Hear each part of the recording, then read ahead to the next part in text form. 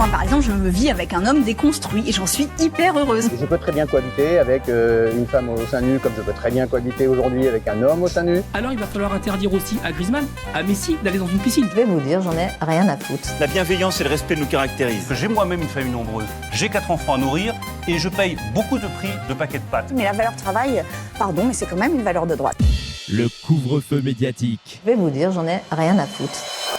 Et le couvre-feu médiatique avec Roxane Despalin, très heureuse de vous retrouver. Bonjour Roxane. Bonjour Clémence. Alors aujourd'hui, vous nous passez, comme toujours, en revue les déclarations hebdomadaires de nos responsables politiques. Et oui, et une compilation des perles de la semaine. On commence avec le gouvernement ? Et oui Clémence, c'est le gros sujet du moment, c'est bien sûr la préparation du budget 2026. À croire que cette année a servi de leçon.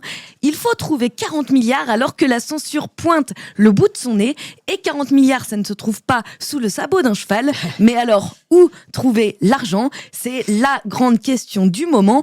Pour les réponses, on attendait avec impatience la conférence de presse de François Bayrou mardi.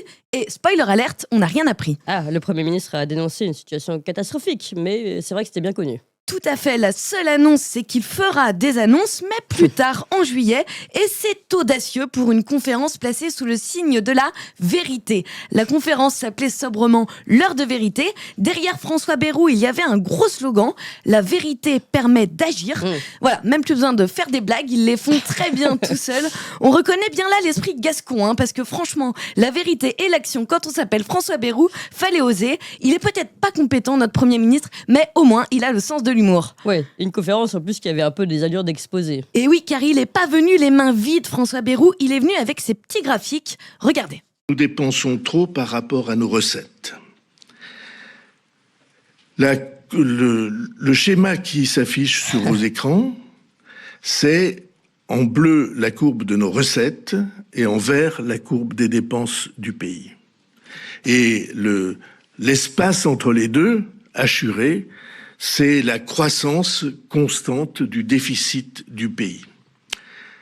Voilà, vous voyez là, monsieur Talbin, votre prof d'éco de première ES, eh ben non, raté. C'est encore François Bayrou, on vous a bien eu, n'est-ce pas ? Alors il y avait une autre image aussi que je voulais montrer avant, sur les autres petits graphiques, parce qu'il ne s'est pas arrêté là, il a continué, il a adoré ça, les petits graphiques. Vous avez la courbe sous les yeux.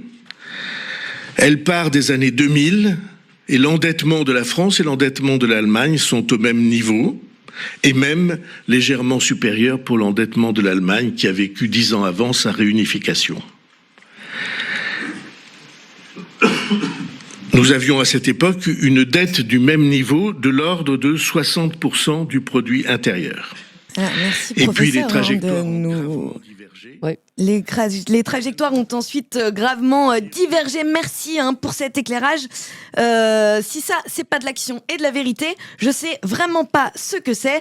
En tout cas, c'est celui qui a voté les budgets d'Emmanuel Macron depuis 2017 qui est venu vous expliquer que si on est pauvre, c'est parce qu'on ne travaille pas assez. Merci, monsieur le docteur, pour ce diagnostic solennel. Oui, alors, et puis après le quoi qu'il en coûte, il y a eu le quoi qu'il arrive. Et oui, Amélie de Montchalin, le ministre chargé des comptes publics, était auditionnée par la commission des finances à l'Assemblée, toujours mardi le 15 avril. Elle s'est exprimée sur la gestion et la prévision du budget. Et attention, nouvelle règle, écoutez. Pour que nous puissions respecter au mieux les grands équilibres budgétaires qui sont issus en 2025 d'un compromis parlementaire et dans les années suivantes, je l'espère pour notre pays, le travail normal ou normalisé d'un budget qui n'aurait pas été censuré.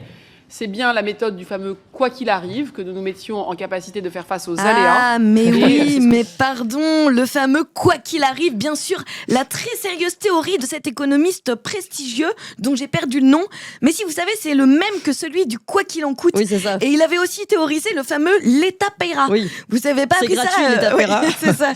Vous n'avez pas appris ça à l'école, vous ? Et ben voilà, c'est pour ça que vous n'êtes pas ministre, ne cherchez pas plus loin. Ça doit être ça. Pendant ce temps, le président, lui, continue de s'amuser. Et oui, dans un univers parallèle, parallèle, Emmanuel Macron continue de défier la critique et d'afficher son mépris face à la grogne Il y a populaire. quand même une anecdote qui a fait parler sur les réseaux sociaux ces derniers jours. Et oui, et c'est celle du parfum d'Emmanuel Macron. Oui. Le journaliste Olivier Beaumont a publié un livre dernièrement, La tragédie de l'Élysée dans l'enfer des quinquennats Macron, et il révèle que le chef d'État cocotte, tout simplement. On apprend qu'Emmanuel Macron abuse du parfum eau sauvage, comme pour laisser traîner son odeur. Oui, c'est ça. Aucune réaction de la part de l'Élysée à cet ouvrage, mais samedi, Soazic de la Moissonnière, la photographe officielle de l'Élysée, a publié, comme à son habitude, une série de photographies, parmi lesquelles un cliché d'Emmanuel Macron particulier qui prend la pose avec son parfum comme une réponse à cette polémique. Voilà, on voit qu'il s'affiche à l'écran. Et voilà, on reconnaît bien notre valeureux chef de la nation, grimé en mannequin Dior, cocorico.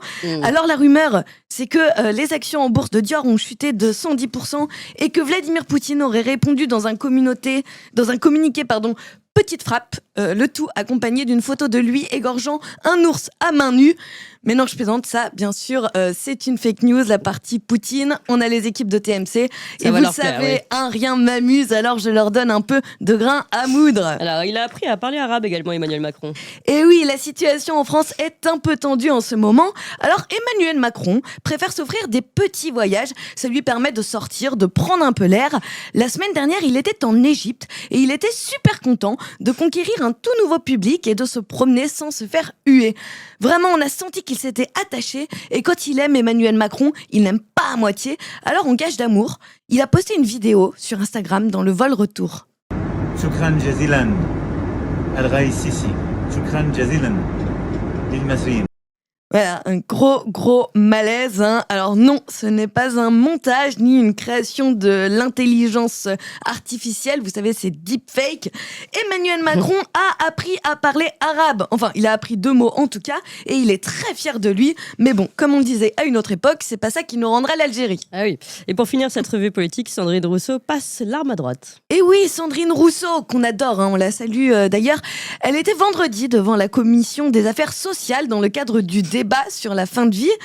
Et elle a pris position, Sandrine Rousseau, une position courageuse. Écoutez. Si on accorde à des Français le droit de ne plus souffrir s'ils souhaitent recourir à cette aide à mourir, eh bien, il faut l'accorder à toute personne qui est sur notre territoire. Toute personne qui... Oui, mais... Il n'y a pas que la nationalité. Il y a la nationalité, mais il y a aussi le fait... résidence stable. Oui, mais résidence stable, ça veut dire quoi? Ça veut dire que... Un étranger qui est en résidence Oui, mais stable. ça veut dire, en fait, un étranger qui est en condition régulière, qui est... globalement quand même si, parce que qu'est-ce qu'on va... Enfin oui, ça va se recouper à un moment, on est d'accord. Donc moi je voudrais que, déjà que les étrangers qui sont pas en situation régulière ont quand même des conditions de vie terribles, si en plus au moment de la mort on leur refuse un droit fondamental, il me semble que ça n'est pas humain. Voilà, donc je vous invite à l'humanité. Et voilà, même l'extrême droite de l'extrême droite n'aurait pas osé. Sandrine Rousseau l'a fait, c'est cadeau. Sandrine Rousseau donc qui veut euthanasier les clandestins. Mais attention, c'est par humanité, n'est-ce pas? C'est généreux, c'est de gauche. Pensez un peu à ce pauvre Boubacar qui se retrouve pris en otage par le secours catholique. Eh bien, grâce à Sandrine, il aura une porte de sortie, Boubacar, comme quoi l'enfer est vraiment pavé de bons sentiments. Et alors, le mot de la fin? Eh bien, le mot de la fin, je vais le laisser à un Charles Consigny totalement désabusé. Que reste-t-il de la France? La France n'est plus qu'un HLM, un RSA. sociale. Et voilà. La France n'est plus qu'un HLM. Allez, pas de quoi déprimer. Moi, j'y vois aussi un cirque et un asile. À bon entendeur, salut. Pour une fois, vous êtes d'accord avec Charles Consigny. Merci beaucoup, Roxane Despalingues. Et merci à vous tous. Chers amis, n'oubliez pas de vous abonner à la Gazette du Tocsin sur tocsin-media.fr/gazette.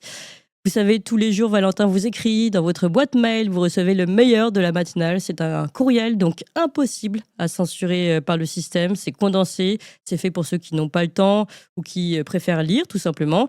C'est aussi une version courriel qui peut être partagée. C'est spécialement conçu pour être transféré en un clic. Bref, c'est la version efficace pour pouvoir diffuser au mieux nos idées et les véritables informations.